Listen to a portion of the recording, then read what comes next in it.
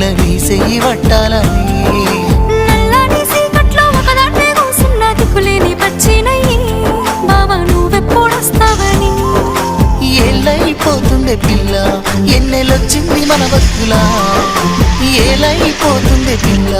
ఏలు వట్టంగా వస్తున్నాగా ఇన్నాళ్ళ ఎడబాటు ఎడవాసిపోతుందిలే ఈ సీనయ్య గుండున్నదే సినదారా నీ కోసము ఈ దూరాన్ని చెరుపుతూ తీరాల కదిలింది అందాల ఈ మానవు ఓ బావా చూస్తున్నానే ఇంటి మీనంగా ఈ మానము ఎప్పుడెప్పుడు